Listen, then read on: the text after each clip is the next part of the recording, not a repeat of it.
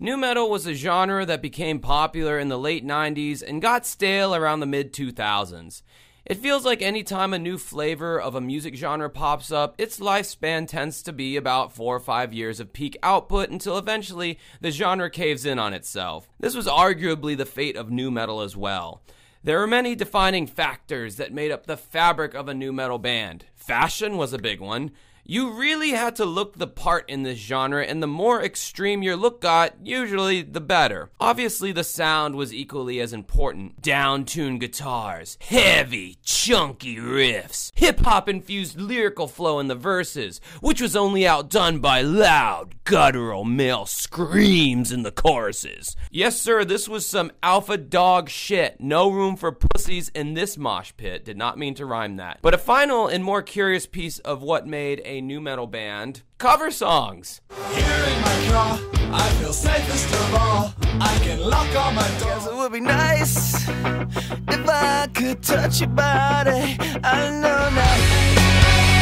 Everybody say when you hear that call.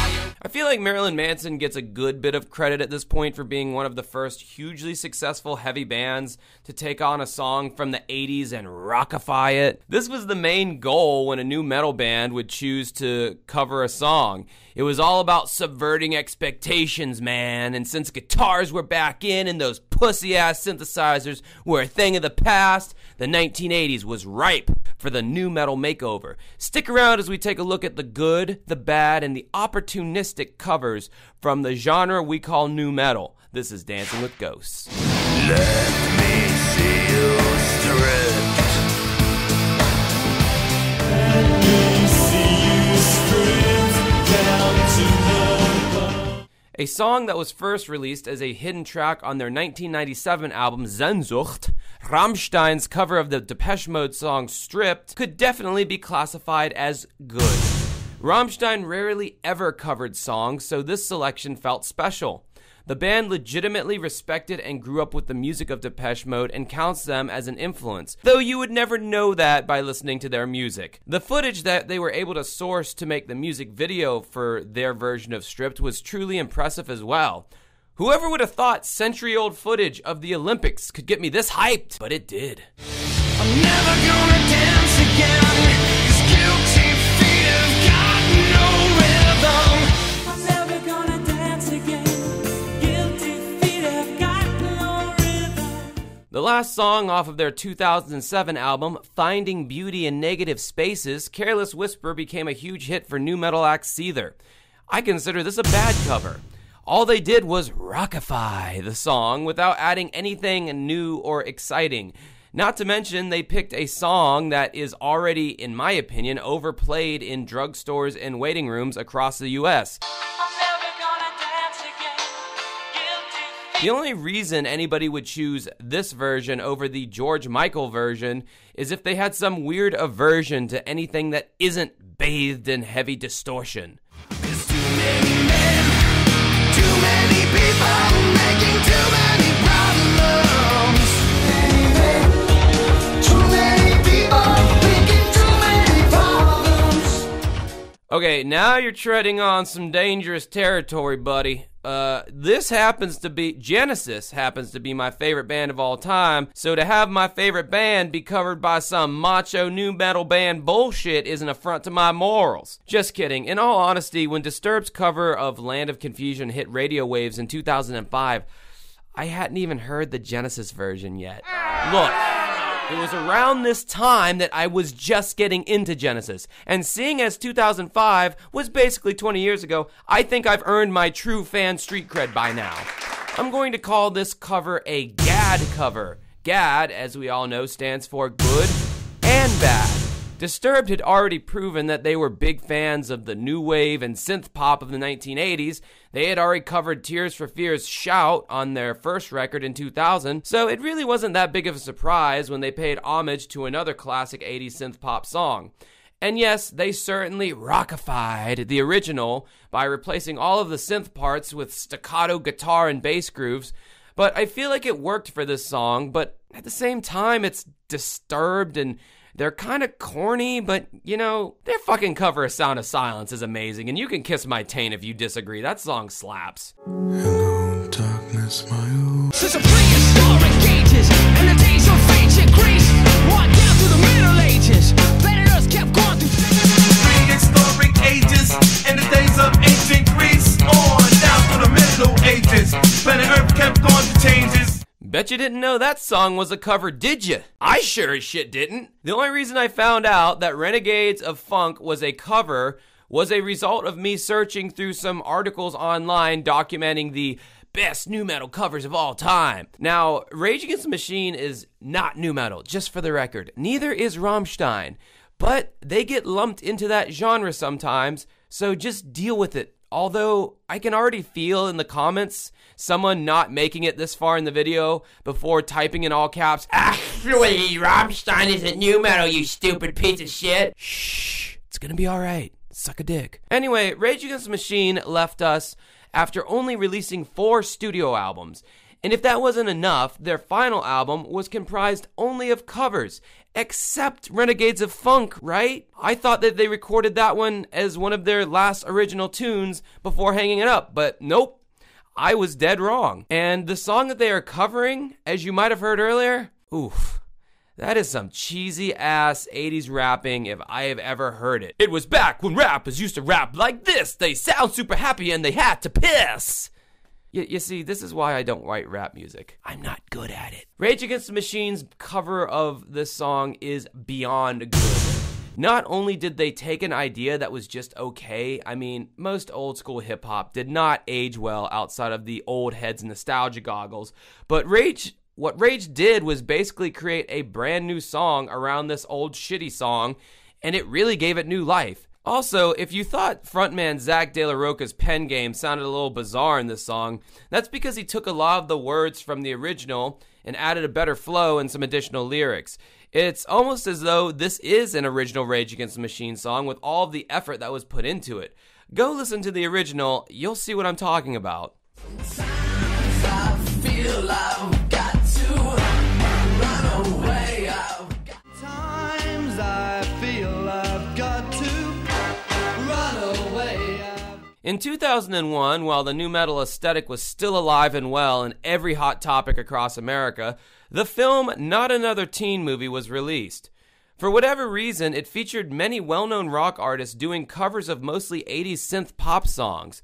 Marilyn Manson chose to do Soft Cell's 1981 hit Tainted Love, which was already a cover of a Gloria Jones 1965 hit of the same name. Sometimes I feel I've got to run away. Did you know that? So, a cover of a cover, eh? I'm going to label this as an opportunistic cover, because it's really not bad, but it was undoubtedly an easy song to bang out, throw on a movie soundtrack, and get paid. The Soft Cell version of Tainted Love has been played on the radio for decades, even back then, so it was an obvious choice and felt phoned in. No one knows what it's like to be the bad man. No one knows what it's like to be the bad man.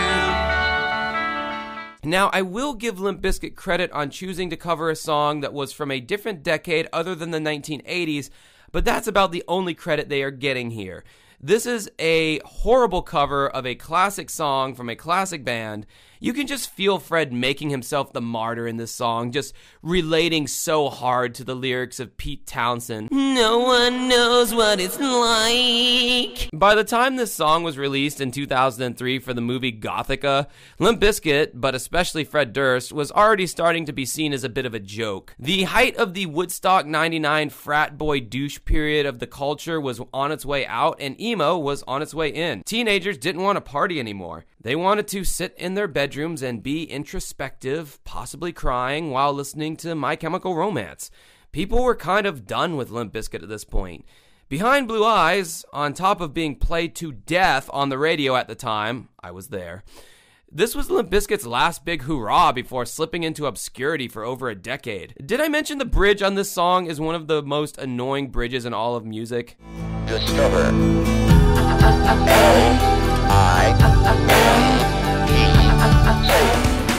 How does it feel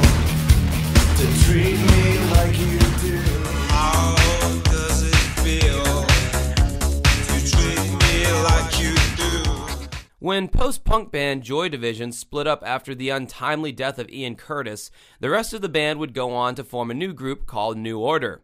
This new project would delve much more into synthesizers and drum machines, eventually spawning the single Blue Monday in 1983. And though the skeleton of a great song was there, the paper-thin studio production left the song feeling rather flat and uninspiring. To me at least. I never liked the original version. It sounded very weak and unsure of itself. So when Orgy's 1998 cover version was released, it almost superseded the original in every way.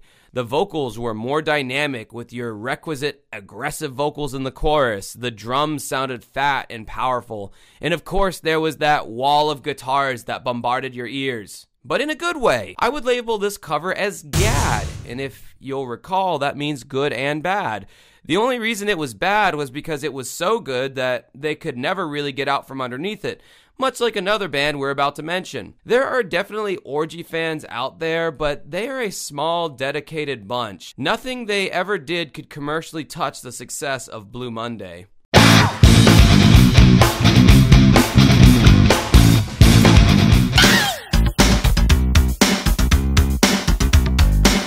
Oh, this fucking song. Yeah, it rocks, but it's opportunistic. First off, they absolutely just took the original song and rockified it. Second, they chose to cover a song by one of the most popular artists of all time, knowing that it would gain some kind of virality in the music space, which it did. But unfortunately, much like Orgy, Alien Ant Farm were never able to outrun how big this song became. That's one of the dangers of releasing a cover that's already a well-known song. Now, Smooth Criminal may not be Michael Jackson's biggest hit of all time, but it's definitely in his top 10. I will say it was kind of a clever song to rockify given the strong bass groove in the original track, which is what I believe made Alien Ant Farm's version so damn catchy. The band's label put together a super expensive music video for the song that also became a meme of its own. And this was before people even used the word meme. There was just no way the band's other single, Movies, was going to touch the popularity of Smooth Criminal. Though they tried. I want you to be free. Don't worry about me. I want you to be free. Don't worry. I want you to be free. Don't worry. They released 3 different music videos for Movies, which is honestly insane, and I've never heard of another band doing that. Maybe 2 versions of a music video, but not 3. Sadly, Movies was just too generic of a rock song to even begin to compare to their cover of Smooth Criminal. Papa, don't preach. I'm in trouble deep. Papa, don't preach. I'm in lose. Don't preach. I'm in trouble deep. Papa, don't preach.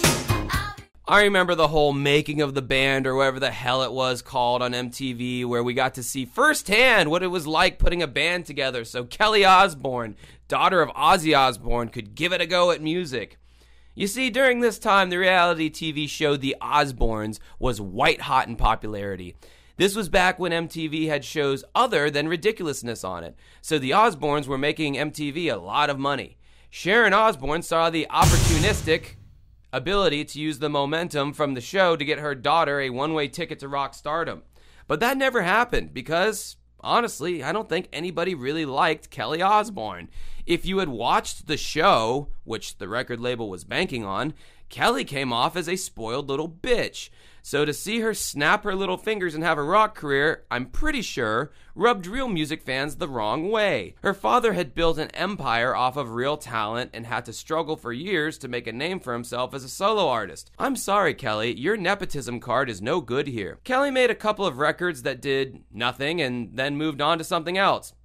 Good on ya, Kelly! So that was just a mere swath of all the various covers of nu metal bands over the years. And again, I realize that some of these bands are not nu metal, but again, they get thrown into that category often enough for me to feel not guilty about including them here. I don't know why these bands loved covering songs more than any other genre of music. Maybe it was because their sound was just so extreme. It was just fun giving that extreme treatment to songs that were a lot more softer and docile, which were readily available in the 80s. I don't know. Either way, as we've seen on this list, it usually helps their career, but sometimes it can help a little too much, and they become known for only the cover and none of their actual real music. Let me know what some of your favorite nu metal covers are or were in the past in the comments below. I mean, I know Perfect Circle had that whole album Emotive that was all covers, but I mean, they completely reworked all of those songs in a way that hadn't been seen probably since Rage Against the Machine's last album, which was all covers. That was an epic album that I almost brought up on here, but just didn't get around to it. But anyway, let me know in the comments below. Until next time, enjoy the rest of your night.